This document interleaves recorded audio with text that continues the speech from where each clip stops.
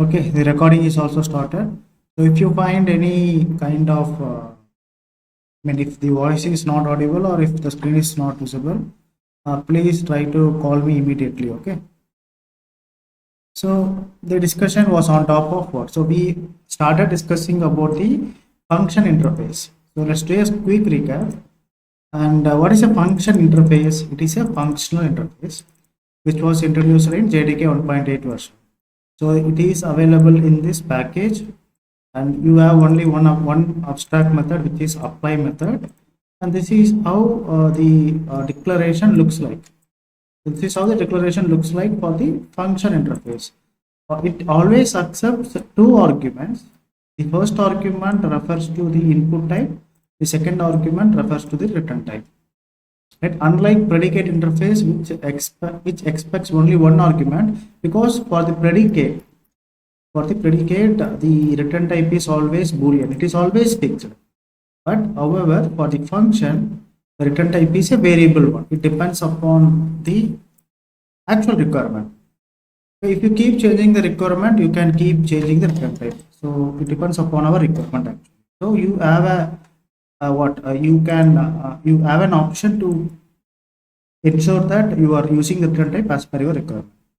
That is extensively used in functional programming and stream operations. So we have discussed some examples in yesterday's session. So today we will see a few more examples. Okay, the little bit realistic examples. So my example looks like this, guys. So the example is, I want to write a function.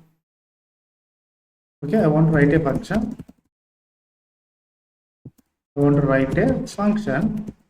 To what? To find the total salary of all my employees. If, for instance, let us say that I am running a software company.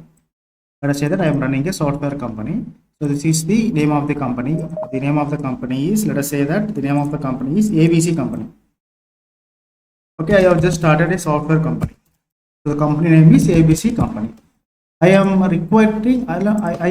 already taken some employees for the work. Let us say that I have taken 5 employees. Okay, so every month I want to calculate the total amount of salary for all the employees.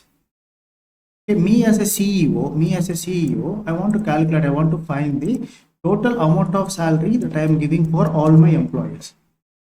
Okay, so every month you may be noticing that I may be witnessing that some new employees are getting added every month. Okay, I want to write a function to calculate the total number of total amount of salary that I am giving to all my employees. Right, so how I can write that? So first of all, try to understand. So so since we are dealing with employees, I want to write an employee class. So now, since we are dealing with what? We are dealing with employees, right? I want to write an employee class. So my employee, I am going to store only two set of data. The first data is the employee name. The second data is employee salary. Right? Since I am dealing with employees, I want to write a class. Right? My name of the class is going to be what? Class employee. Okay. And this employee class is going to have the two properties. The first property is name of the employee. So whenever you want to store the name data, okay, the data type has to be in the form of string. And whenever you want to store the salary is going to have the floating digits, right? So in order to store the floating digits, so I'm going to use the double. Okay, I'm going to have the variable name as salary itself. So these are the instance variables. To initialize values to these instance variables, I am defining a constructor. I'm defining what? I'm defining a constructor. Okay, let us generate the constructor. Okay, this constructor will help me to assign the values to this instance variable. Right? And after this, I want to have my own toString method to display the data in the console in the meaningful way. So I'm overriding what? I'm overriding the toString method. Okay, this is the toString method, and this toString method, whenever the toString method is called, this is going to return the name data followed by the salary data. salary information of the employee. Very simple. Class is very simple. Name of the class is employee class. This employee class has two properties, okay, and a constructor and a toString method. That's it. So what you want to do, you will be adding a lot of employee objects, and you are going to calculate the total salary of all the employees. That is our actual intention. What is our actual intention? I want to write a function to find the total salary of all the employees. Yes or no? So what I'm trying to do is, so I'm going to create an object for each and every employee. So let us say that employee object, employee. So there is an employee E1 equal to new employee. Okay, so the first parameter is the name parameter. So let us say the name of the employee is Ramesh and the salary is 1000. Okay, so I'm going to have like at least like 8 employees. So the name of the employee is E2 and the name of the employee is E3. So I'm creating object for each and every employee, right? And E5, E6, E7, E8, E9 and E10. Totally there are 10 employees. So I have created 10 objects, and each and every object is going to store the employee information such as name and the salary. The second employee name is Suresh, okay, and the salary is 2000. Third employee name is Ratish and the salary is 3000. And fourth employee name is Yogesh and the salary is 4000. Likewise, I'm going to have 10 employees. Okay, fifth employee name is Sutish. The salary is something like 5000. Okay, and sixth employee name is Satish. The salary is something like 6000. The seventh employee name is Vignesh. The salary is something like 7000. The eighth employee name is Yakesh. His salary is something like 8000. Ninth employee name is Mukesh and his salary is something like around 9000. And 10th employee name is what we say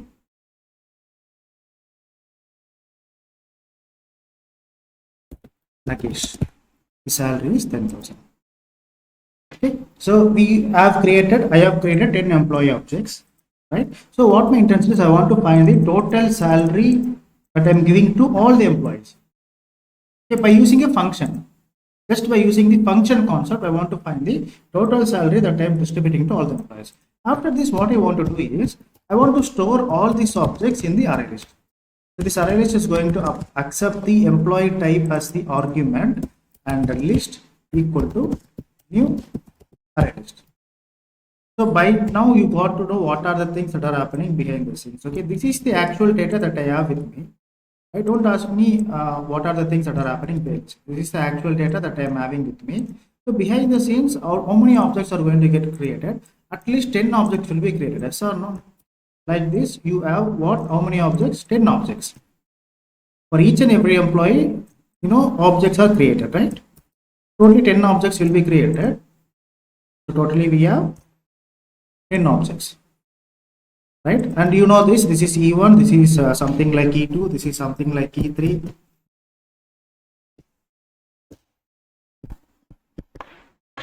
Right, this already. This is E1, E2 object, E3 object, E4 object, E5, E6, E7, E8, E9 and E10, right? So after creating all the objects, and you have the data, you have the name data and you have the salary data, name, salary, and this already. After this, what I am doing, I am creating an array list, right? And already, okay, whenever you are creating an array list, it is going to, by default, the size is going to be what? 10, right? Right, and you want to store all these individual objects in the array list. All these individual objects, you want to move it to what? You want to move it to the array list. Like this, you want to move it, so that all the individual object will be stored by what? Will be stored in the array list, right? So I'm using an array list. I want to add all these objects. So list dot, okay, how many objects we have? We have totally 10 objects, right? Okay, so what are the name of the reference variables? You have E1, you have E2, you have E3, you have E4, you have E5, you have E6, you have E7, E8, E9 and E10. Okay, if you just print the reference variable, don't you think that all the information will be printed in the console? Okay, if you just print the reference variable of the list and all the information related to the employee will be printed. Okay, Ramesh, Suresh, Satish, all the data is there. But I want to print the salary of all the employees. I want to total the salary of all the employees. Okay, I want to write a function for that. So how I can write a function for that? We know that already. The function is going to accept two arguments, right? So here I will be passing the input as the array list object.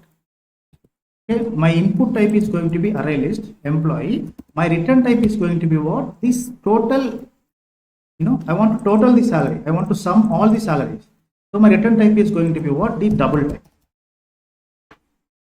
Okay, and this function name is going to be f1. You can give any meaningful name. Now focus here. You are developing a function. This function is going to accept the array list as an input. Array list of employee type and input, and the return type is what? Double type. Okay, what you want to do? You want to pass the array list object. You want to pass the list, and you are going to use the arrow token. You are using the L. Any meaningful name you can give, or you can give what? Employees, EMP. Any name you can give. For the simplicity, I am passing. I am using what? L. L arrow token, right? And you are doing what? You are opening the bracket. You are writing a lambda expression here. So here you need to define the logic. Okay. So you are collecting the array list. Okay, you are collecting the individual array list object. Okay, this L is representing the array list. Okay, after collecting that object, you are defining a variable like double, and you are giving the value as 0. Initially, you are giving the total variable as 0. Okay. After this, you are running a what? You are going to run an enhanced for loop. This enhanced for loop is going to iterate over all the employee objects inside the list. Iterate over all the employee objects inside the list. Okay, each and every object will be iterated by this for loop. Okay, now inside this you are going to implement the logic. What? Total equal to, already the value of total is 0. Okay, 0 plus employee. Okay, employee reference variable e dot what? You want to calculate the salary of each and every employee. After doing this, you are going to return the total itself. Okay, this function is doing nothing, guys. What the function is actually doing, what is happening behind the scenes? This is the function that we are writing to calculate the total amount. To calculate the total salary of all the employees, not the individual employee. Total salary of all the employees. So this is the function that has been defined by ourselves. Right? This is the actual function. Okay, this function, if you just focus on two things, input type is array list type, output type is what? The double type. Okay, what is actually behind the scenes? What is actually happening behind the scenes? Okay, let us import that, the diagram for the better understanding. Okay, so this is the logic. This is how we can imagine this logic. Okay, so you are passing the array list object as an input. You are passing what? You are passing array list object as an input. So array list object. So what you are actually passing? You are passing the complete array list object. You are passing this complete array list object. Inside this array list object, there are 10 objects inside. There are 10 employee objects inside. You are passing this complete array list object, right, as an input. Array list of generic employee generic type object. Okay, you are writing a logic. What logic you are writing? Okay, so in each and every array list, in each and every array list object, you are just fetching the salary. Okay, there are 10 array list objects. There are E1 object, E2 object, E3 object, E4 object. Like that, you have how many objects? You have 10 E objects, employee objects, E10. Right? In each and every employee object, you are just fetching the salary of each and employee object, and you are just adding that salary to the existing salary. So this is the logic for that. By doing this, you will get the total salary. Right? So output is going to be what? Output is going to be salary itself, which is going to be in the form of double. Okay, having said this, a function has been written successfully for this. right? And what we want to do now, actually, now we need to call this function. You need to do what? You just need to call this function. How you can call this function? Very simple. Right? System.out.println. Okay, what is the name of this reference variable? F1. F1 dot apply. Okay. F1 dot apply is the what is apply is the abstract method, and inside this apply method, it is going to accept the list. Input type is list, because here the input type is array list type. So you are going to pass the list as the input. Right? So when you run this code, the total salary is getting displayed in the console. Okay, let us change some values for the, let us say that the Yogesh is receiving salary something like 1 lakh. Let me run this code once again. See, you are getting all the salaries are getting summed up with this particular function logic. That is a very simple program. Okay, in future, if you are adding any other, for example, after 1 month, let us say that one more employee is coming. Okay, his name is, his object is E11, and his name is something like Ratna. Okay, let us say that his salary is something like around 50,000.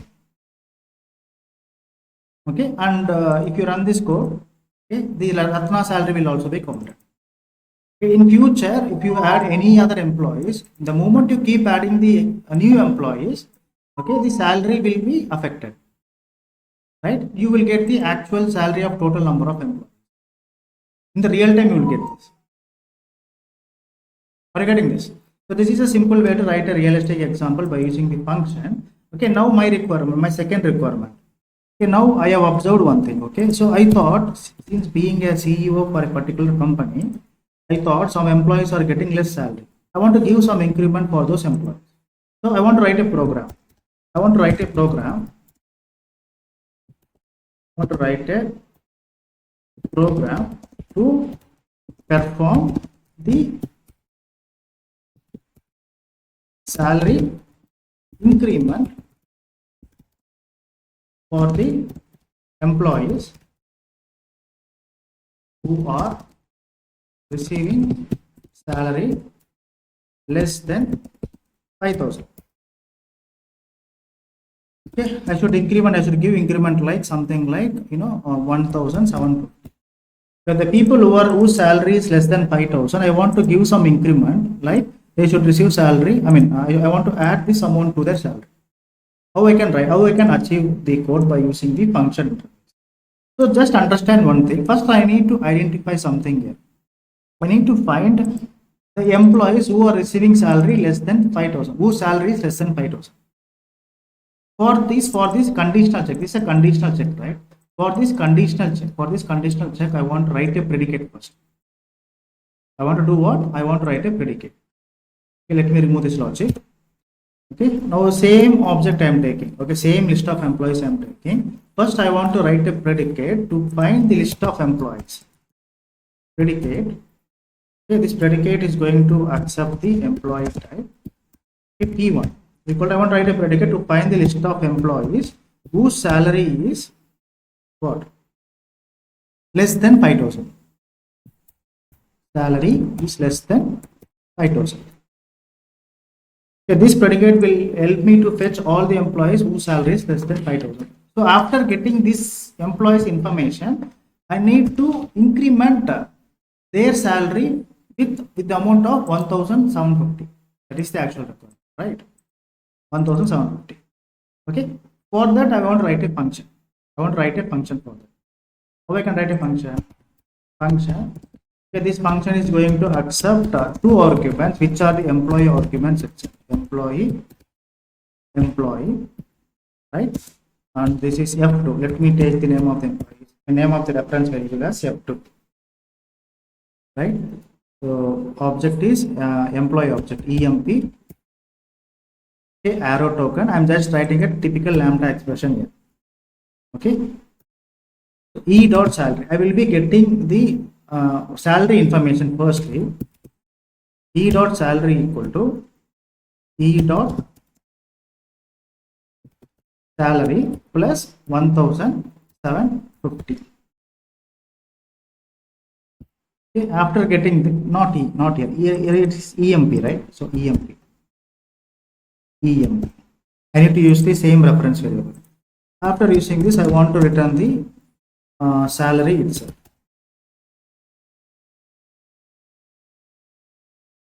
What I'm doing it here, I'm writing a function. Okay, this function is going to take the salary of the employee and it is going to increment this value. Okay, I have a predicate here. Firstly, this predicate is going to find the employees who are getting salaries less than 5,000. Conditional check is happening here. This is actually taking care of conditional checks.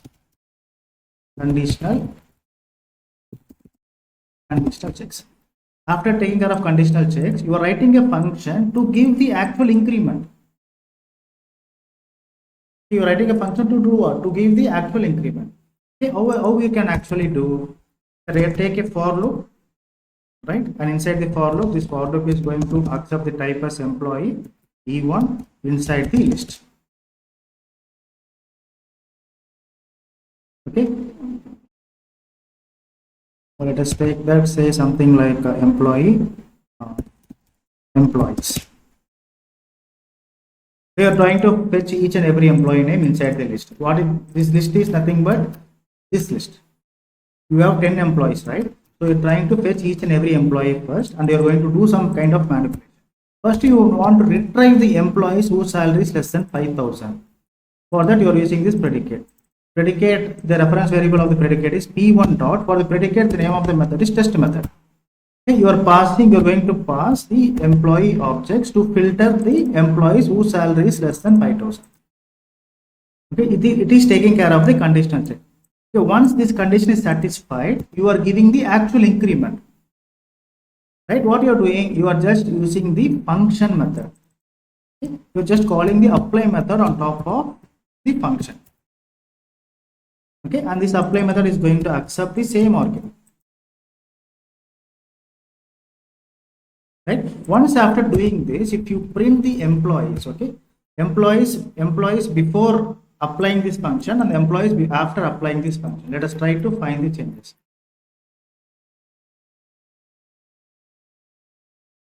Okay, system.out.println list, and we are trying to print the list before applying this condition, and you are trying to print the list after applying the condition. Right? If I print this, let me also print a line for the differentiation. Right?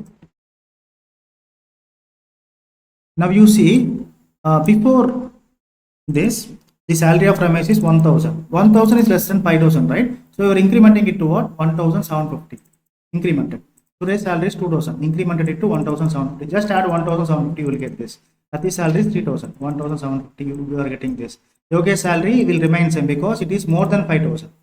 Right? So this salary will remain the same because the condition is less than 5,000, but Suresh is equal to 5,000. So this is equal to 5,000. That's why no changes. Here, the employees whose salary is less than 5,000, they got some increment of what? Increment in the amount of 1,750. That's why the changes are reflecting here.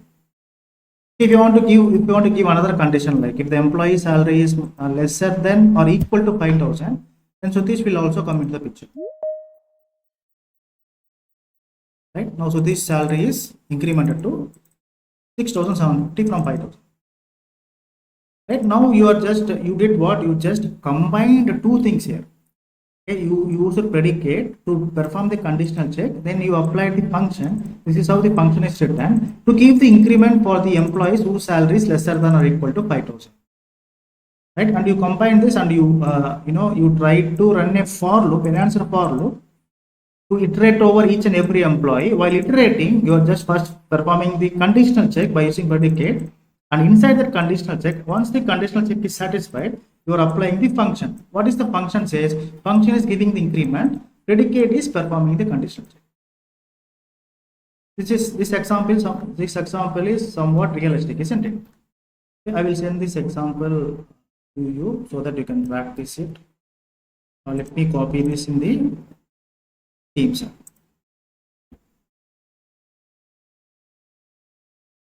Right? So this is all about what? This is all about the function interface. Okay. Now don't think that the topic of function interface is completed. Now we are going to see into two default methods inside the function interface. Okay, let me take the new paint screen. Okay. So you are going to understand about a concept called the function chaining. What is it? The function chaining. Function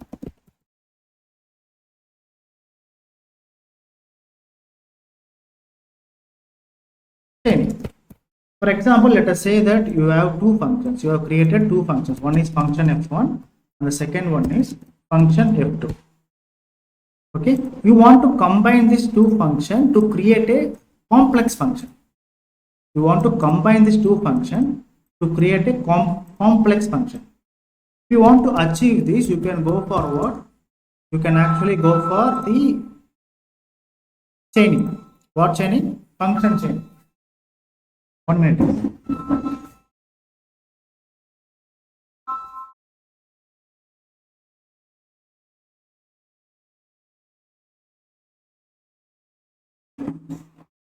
Can actually go for what? The function chaining. Combining two functions together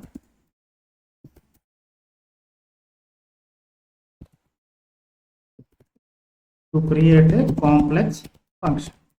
You will use what? You will use the function chaining. This function chaining can be achieved by using the two default methods in the function interface. The first default method is there is a method called andThen default method. And the second default method is there is a method called compose method. Only there are two default methods in the function chaining. Okay, the first method is andThen method and the second method is compose method. Okay, so to achieve function chaining, we will use these two default methods. One is the andThen method and the second one is what? The compose method. Right? And how we can use this, we will understand that. But so what I am just saying is, if you want to combine two functions to create a complex function, you can use either andThen method or you can use the compose method. Okay, in the real time, to understand this better in the real time example, for example, if you are using this andThen method, okay, if you are using this andThen method, you can use two functions, okay, f1 dot and then f2. Okay, you can use two functions. Okay, this is the first function f1 and this is the second function f2. Right, what will happen when you do this? Okay, when you do this, firstly f1 will be calculated or f1 will be applied first. This will be applied first, or this will be what we call it as this will be programmed first, or this will be executed first. So first f1 will be applied and then f2 will be done. Okay, when you are trying to combine two functions to create a complex function by using the andThen method, okay, this is how you can do f1 dot and then f2. Okay, firstly f1 will be applied, then the f2 will be applied. Likewise, when you want to use the compose method, okay, compose method will also do the same thing but in the opposite way. When you do the compose method, when you use the compose default method, okay, f1 compose f2. Here in this case, firstly f2 will be applied. F2 function will be applied first, then the f1. In this case, just the opposite. F2 function will be applied first, then the f1. To understand this in the better way, I will give you one example, guys. The real-time example is, for example, if you are passing a name like Java, and you want to write a function on top of the Java, you just want to write a function to convert this string into the uppercase. You will write a function like f1. Okay, this f1 function, when you apply f1 function, this f1 function actually do what? It will convert the string to the uppercase. It will give the string as Java. Okay, and you also want to write f2 function. Okay, the purpose of f2 function is to do what? This f2 function will actually concatenate something like java@gmail.com. Okay, this is an independent function f1. This is an independent function f2. Okay, when you give the string to f1, f1 will actually do what? It will give you Java. When you give the same string to f2, it will do what? It will give you the string like java@gmail.com. java.util.function. Whatever the string that you give, this f1 function will convert that into the uppercase. The f2 function will concatenate the word @gmail.com. But if you want to combine these two functions at the same time, for example, if you are trying this, okay, Ratna, if you are passing Ratna to f1, okay, Ratna will be converted to what? Ratna will be converted to uppercase. F1 will convert this Ratna to uppercase. After this, you will pass this string to F2. F2 is going to do what? It is going to concatenate @gmail.com. Just like combining two functions to create a complex function. Let us understand this in the Java program. Let me remove all this. Focus here. Let me remove all this. We do not want these things. Okay, now I am writing two functions, guys. I have a string. I have a simple string s equal to, my string name is Java.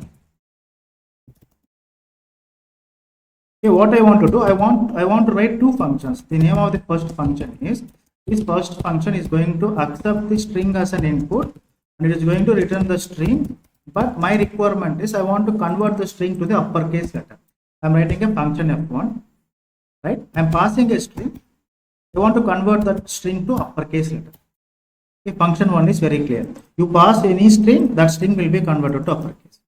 I want to write another function here. Okay, so this is a duplicated, so let me take s1 as well. So I want to take another function here. Okay, this function is going to accept two strings. One is the string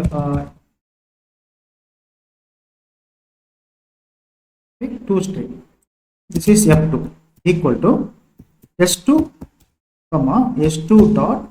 This string is going to do what? This string is going to concat a new string which is what? gmail.com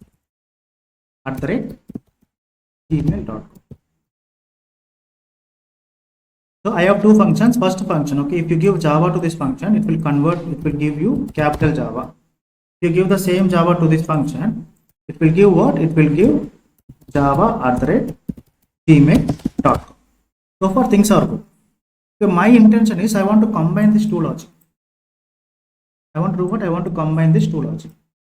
Okay, what I am doing is I am writing the function. Okay, first let us understand this function independently. Let me try to execute these independent functions. System.out.println f1.apply. Okay, you are passing s. Okay, you are passing s on f1. What f1 is going to do? It is going to convert whatever the string that you pass, that string will be converted to the uppercase, right? And if you do what? If you call you want to call the function f2, okay, whatever the string you pass, that string will get concatenated like this. My intention is I want to combine these two logic. What I want to do here actually is, okay, I want to do what? I want to write a third function, a complex function. Okay, this arguments are string. Okay, this is something, a kind of a complex function, and the name of the function is f3. I want to use the default method, andThen method, f1 dot andThen f2. Okay, so I want to combine these two logics at the same time. If I combine these two logic, you will understand from the output, right? f3 dot apply method, and if you pass the same string Java, look at the output that you get. Java@gmail.com. What is actually happening behind the scenes because of these lines of code? What are the things that are happening behind the scenes? You will understand that. Okay, focus here. So how many functions we have written? Just focus on how many functions totally we have. Totally we have three functions, right? So I want to take what totally we have. This is the first function, right? And this is the second function. And this is the complex function. This is what? This is something like a kind of a complex function. You are combining two functions together by using andThen method. Okay, so I can bring our now I want to expand our imagination, so I want to bring those diagrams here, right? So this is our first function.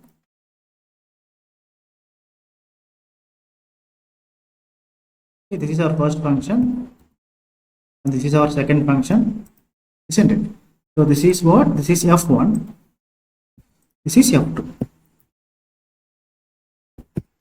Focus here. This is F1. F1 and we have F2. Okay, now try to identify the input type is string, output type is also string. String and string. Right? And the logic is very simple. Logic is you get some string and you just do what? You are writing a lambda expression to convert that string completely into what? Into what case? Into uppercase. Idea is very simple here. Okay, so this is the logic. And here the logic is you get some string and you will do what? You will concat that string with a literal called @gmail.com. These are the two functions. Okay. So these are the two independent functions, F1 and F2. Focus here. This is the F1 function. This is F2 function. And here you are writing a third function, F3. When you write F3 function by using a default method andThen method, what is happening behind the scenes? These two functions will get combined together as a complex function or as a single function. So this combination is called as what? The name of the function is F3. Why F3? Because you are using an andThen method. What method? andThen method. andThen method is a default method. Right? So you are using what? F1 dot and then F2. This is the logic. Okay, so a complex function is created. You know what you are trying to pass? You are passing the string as Java. So you are passing Java in lower cases. This is the actual string that you are passing by using which method? By using F1 dot and then F2 method. Right? Firstly, what happens? This string will first F1 will get activated. Focus here. Firstly, F1 will get activated because you are using andThen method. Because of this, F1 will get activated and this Java will go inside F1 and required manipulation will be done. What happens? You are passing Java, then this Java will be converted to uppercase letter. So it will come out as what? Uppercase Java. Yes or no? Right? And again, this will go inside the function F2. There is F2, right? Because you are using which method? You are using andThen method. So you are just combining two logics here again. Because of this andThen method and you are using F2 here, okay, this will, the output that is coming from F1 will go as an input to the F2. And what is the logic that has been written here? Whatever the string that you are receiving, you are concatenating that string with what? @gmail.com. @gmail.com. Right? And this will come out as an output. At last, the output is going to be what? Java @gmail.com. So the complex function has been written. Okay, if you go back and see, a complex function has been written by using andThen method. This is combining two independent functions to create a complex function. Okay, first F1 will get applied, then F2 is getting applied. Are you able to follow me? You're passing Java. This Java will apply on F1. Okay, after getting those changes will get applied on F2. Output is going to be what? Capital Java @gmail.com. Are you getting this? For example, in future case, in future what happens, so whenever you are joining a company, right? So let me expand your knowledge here. Okay, forget about that. I will tell you about it. Now focus on another thing. Focus on compose method. Instead of using andThen method, if you use compose method here, what happens? Firstly, F2 will get activated, then F1 will get activated. The reverse will happen. Let us understand this in the programmatic way. Now see, output is coming as capital Java capital gmail.com. Why this is coming as an output? Okay, what method you are using here? What kind of method you are using here? Actually, you are using a method called the compose method. F1 dot compose F2. The moment you do this method, first F2 will get activated. In this case, F2 will get activated first. Okay, so what value you are passing to F2? Java, the same Java itself. Okay, the Java in the lower case you are passing. Java in the lower case you are passing. First F2 will get activated. So this Java will go as an input to the F2 function. Okay, what are the manipulation for this F2 function? What are the changes that you're going to get? java@gmail.com. Can I write it like when you pass this an input, the output is going to be what? java@gmail.com. java@gmail.com. Right? Now this java@gmail.com, which has come as an output from F2, will go as an input to F1. Secondly, this will get applied. Okay, and what is the code inside?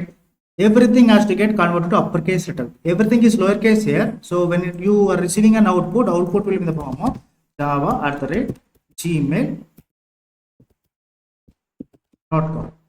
The concept is same here, but which one is getting activated? That is the question. Hope you're able to follow. That's why you're getting java@gmail.com. The compose method will do what, guys? The compose method will be applied when you use compose method. Firstly, the parameter, okay, the parameter that you're passing, F2 will get activated. But when you use andThen method, F1 will get activated. The F1 will get activated. The output that you're receiving from F1 will be applied on F2 as an input. From here to here. This is the functionality of andThen method. But when you use compose method, okay, the reverse will happen. Firstly, F2 will get activated. The output that you're getting from F2 will be applied to what? Will be applied to F1. Nothing else. If you want to understand in a better way, okay, let me write you another program. Whenever you're joining a company, guys, company is going to generate an email address. For example, let us say that I have string of employees. String of what? I have string of employees. So I have many employees like Ratna Kumar, first employee. Second employee is Manoj Kumar. Okay, and the third employee is what we take Vinod Kumar. Now you understand this. I have 3 employees. Okay, I want to generate email address for these employees. Let us say that the name of the company is @abc.com. My company name is abc.com. I want to write 2 functions here. Okay, let me remove all this. I want to write 2 functions. First function is going to extract. First function is going to extract what? S1 dot. When you pass S1, right, it is going to extract the substring from 0 to 5.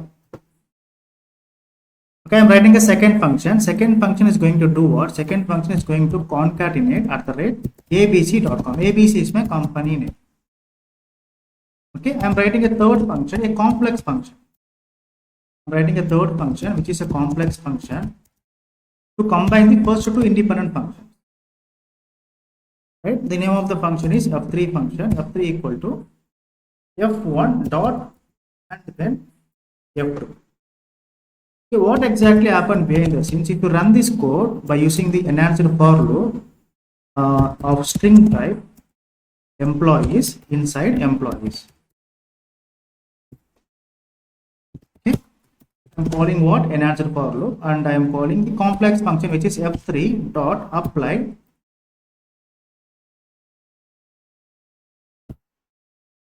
what? I want to apply what? EMP. All the employees. You know what will happen? Ratna@abc.com, Manoj@abc.com, Vinod@abc.com. What is happening? I have created 2 independent functions. Right? Let me take a new print screen. This is going to be real quick. Okay. Firstly, I am writing 2 independent functions here. Okay, these are my 2 independent functions. Right, let me capture those diagrams for the better observation. Okay, these are our interfaces. The first interface, the second interface. Focus here. Okay, and these are the independent functions. This is F1 function, and this is what? This is F2. Okay, the logic inside the F1 is very simple. F1 is going to retrieve the substring of the particular string. Okay, if you pass a name like Ratna Kumar, it is going to cut short that string like Ratna. First 5 characters it will consider. Right. The second function is going to concatenate something like what? abc.com. Whatever the string you pass, that string will get concatenated with @abc.com. Right? You're writing a complex function here. What is the third function? Complex function f3. So f3 is using andThen method, which means these two functions are combined together to form a complex function, which is what? Which is f3. And if you just notice the andThen method is called by f1 dot and then f2. Right? So the moment you call andThen method, firstly this part will be activated. F1 will get activated. So F1 will get activated. Right? F1 is get activated. This F1 is going to accept a string. What is the first string in the list of in the array? Ratna Kumar. Okay, Ratna Kumar. The name the Ratna Kumar itself is a string. That string will be ready to get inside this F1 function. Isn't it? So we have Ratna Kumar. This will go as an input to this. Okay, and the logic is what? It will retrieve only the substring, which is what? Ratna. Only Ratna will come as an output. This Ratna will go as an input for the F2, and what you are doing, you are just performing a concatenation. Okay? Again, you are concatenating a certain string, which is @abc.com. Okay, this will come as an output. You are literally playing with the two strings. You are literally playing with the two functions. You are combining two functions to create a complicated function, and the function that is going as an input, okay, will come as an output, and this will go as an input to the second function, and it will come as an output. Okay, so this is how it works. So if you want to in future, if you're opening a company and if you want to retrieve if you want to generate email address, this is how we can generate. You can pass any names, first 5 characters will be considered, and the email ID will be generated. Right? What if I use compose method here? Okay, if I use instead of andThen, if I use compose method, let's see what are the things that are happening behind the scenes. Okay, literally it is going to do the opposite. Firstly, this will be applied. This function f2 will be applied, right? This function f2 will be applied, then the function f1. Okay, then the output will be little bit confused. Okay, here need to pass.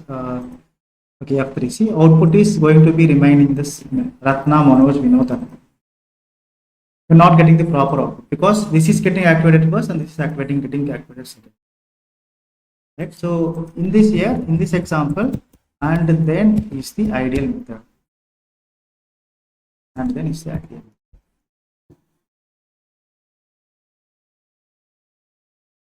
Right? This is one of the examples. You can practice these examples. Let me share this to you. Okay, these are the examples of the default methods inside the function interface. And let me introduce one more example. In this example, I am going to take a string integer numbers. I have a list of 5 numbers 1, 2, 3, 4, 5. I have an array of 5 numbers. I want to apply function. Okay, the function is going to accept the input type as integer. Let me remove all this. Okay, integer. The output type is also what? Output type is also an integer. Okay, so I want to find the square root of the given number. Okay, the number I want to find the square root. So this is a simple function to find the square root. Okay, after finding this, I want to write a second function to find what? To add 100 to that second function. Okay, whatever the input whatever the number you pass, it is going to add 100 to that output. Okay, now you are going to use the andThen method. Okay, to create a complex function. This andThen is going to accept two integers, integer and integer, f1 and then f2. Okay, so since it is an integer type and this is a number type. Okay, this is what this is here. What is actually happening behind the scenes here? We will get an output, but the output is going to be what? 101, 104, 109, 116 and 125. Why output is coming like this? Okay, firstly you are using andThen method. F1 will be activated. So F1 first number is 1, right? So 1 into 1 is going to be 1 itself. Then F2 will be applied. Okay, the answer that you are getting from F1 will be added with 100. You get 101. Right, second number, let us see the second number 2, right? The square root of 2 is what? Square root of 2 is 4. The output that you are getting from the function f1 will be taken as an input in the function f2, so that 4 plus 100 just to be what? 102. Right? So if you observe this, that is why the output is like this: 101, 104, 110, 106, 120. If you use the compose method here instead of and then, if you use the compose method, firstly f2 will get activated. Right? What is the f2? You will pass an input. First number is 1. 1 plus 100, 101. Then f1 will be activated. This 101 will be square. You have to find the square root for 101. 101 into 101. Our output is going to be very large. Output. Just the activation. Okay, when you use compose method, this part will be activated first. When you use andThen method, this part will be activated. Apart from that, everything is safe. You will get lot of logic in the future to use this compose method and andThen method in the real-time application. If you practice few more examples, you will understand the basic necessity of this default methods. Okay, there is one more method which is called as what? One more static method. So let me write this. Okay, the sixth point is, please be informed that there are two default methods in the function interface, which are andThen and compose method.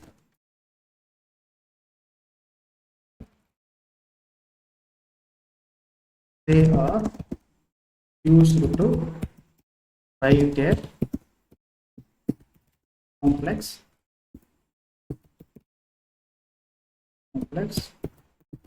function. That's it. There is one static method. Okay, so there is also a static method inside the function interface, which is called as identity method. Let us understand the identity method. Identity method is a static method inside the function interface. The name of the method is what? Identity method. Okay, the purpose of identity method is very simple. Whatever the input that you give, it is just like it is a very good method. When I say it is a very good method, the method behaves like something like this. Okay, if you give string as an input, for example, if you give Java as an input, if you give Java as an input, it will give the same Java as an output. If you pass the string as an input, okay, it will give you the string as an output. It will return the same string. Okay, whatever the input that you are giving, it is going to return the same thing. So what kind of advantage we have on this particular static method, that we will understand. Okay, the real-time advantage is, for example, let us say that I want to write something like, let us say that I have list of numbers here. Okay, my idea here is very simple. If I take a number as an argument, I want to print the same number as an argument. This is my requirement. Here I am writing a function. Okay, this function is accepting two arguments, which is one is integer and output is also an integer. You are passing one input and you want to receive the same as an output. But try to print by using the for each loop. For example, for integer now in numbers. If you get locked out of the meeting room, please rejoin. Okay, so number.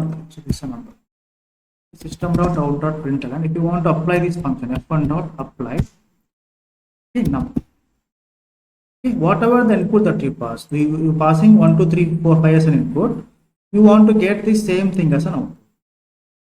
Okay, instead of doing this, you can directly replace this with the identity method. Identity method is a static method. For a static method, you need to use the interface name dot identity method. Okay, this is same as the before thing.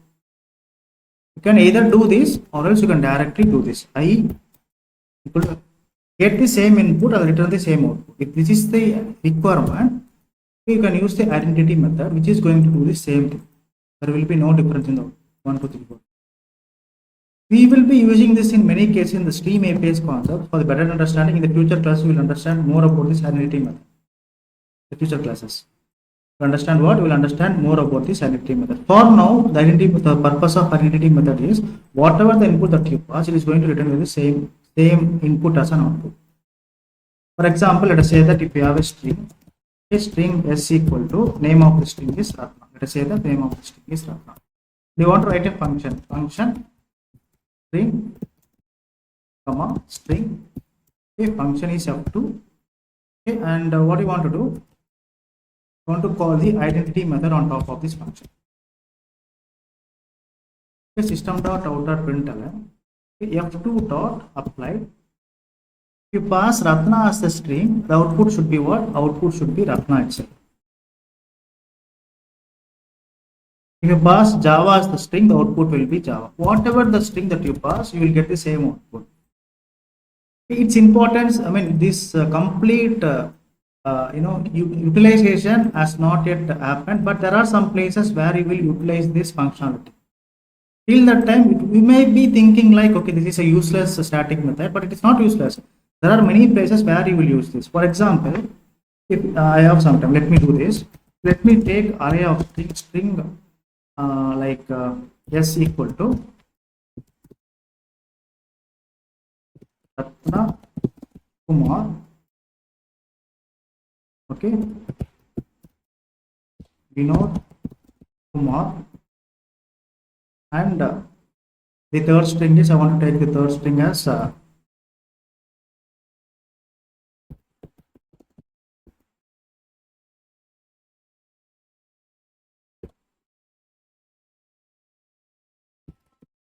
Kesh Kumar.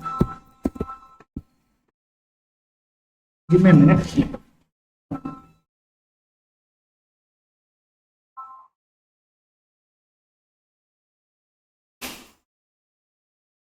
I have three names: Ratna Kumar, Vinod Kumar, and Mukesh Kumar. I want to use the function for this. Okay, I'm creating an empty map here. Okay, this map is going to accept two parameters. They are string itself, m equal to new hash, a collection concept.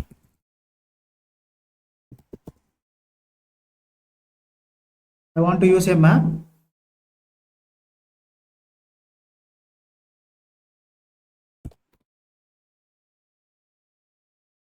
New hash.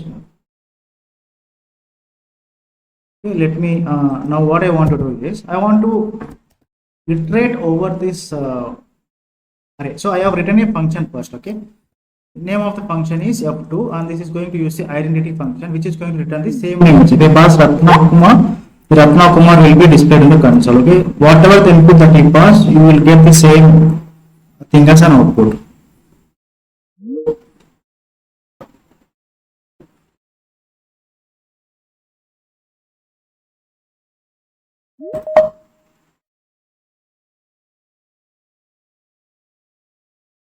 Whatever the input that I pass, you will get the same thing as an output. Thank you for rejoining.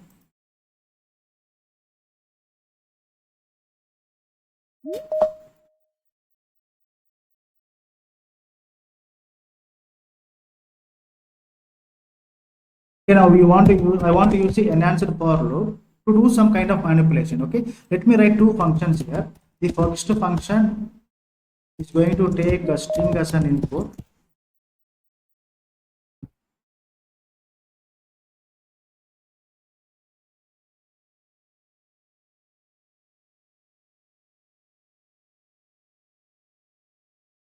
Okay, the first function will take the string as an input, and whatever the string that you pass is going to find the substring and substring of first 5 characters. It can be 0, 5. Okay, so you are creating a map Okay, and you are trying to iterate over this string array, string str in s. You are trying to add some values inside the map. How we can add some values, key value pair, by using the put method. So the first key is going to be what? In the first key, you're going to apply this function f1. f1 dot apply, and you're passing the string. What is the string here? str itself. Okay, in the second value, in the value, for the value information, what you want to pass, you want to apply the function f2. f2 apply str. Okay, the moment you do this, okay, this key value pair, okay, this value is going to retrieve the same thing. Ratna Kumar, Vinod Kumar, and the Mukesh Kumar will be in the value. But for the key information, we are going to have a kind of unique keys. Okay, you are going to use a substring, and the substring is going to fetch the first 5 characters: Ratna, Vinod, and Mukesh. Right? If I run this, if I want to print the variable, I mean the reference variable of map, the output is going to be what? Mukesh, Mukesh Kumar, Ratna, Ratna Kumar, Vinod, Vinod Kumar. If you observe one thing, you are able to retrieve the same strings, the strings in the form of values. Okay, in the value place, you are able to retrieve the same strings. You are able to store the same strings, but for the keys, you are able to perform some kind of manipulations. For example, instead of substring, I can do something like this. Okay, substring 0, comma, something like 4, and on top of the substring I can concat something like email.com. Okay, and your actual names will be there in the values. Or else if you want to keep this in the opposite, okay, you can do this. If you want to keep your names as the keys, and for the values, if you want to generate the email address, the random email address, but you want to make sure that the keys are not modified. Okay, for that you will use a concept called identity. This identity will ensure that all the keys are, I mean all the values in the string array are not affected.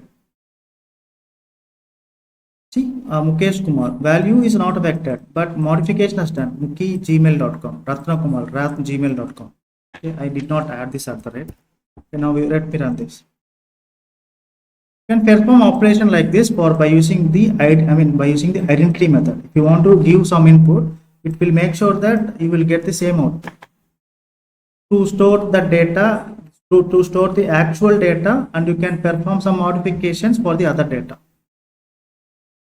Right? That's the purpose of using the identity method. But in the interview, they will not ask this. If you are asking this question in the interview, you can answer it like the identity method is just used to take one input and give the same as an output. That's it. That could be the answer.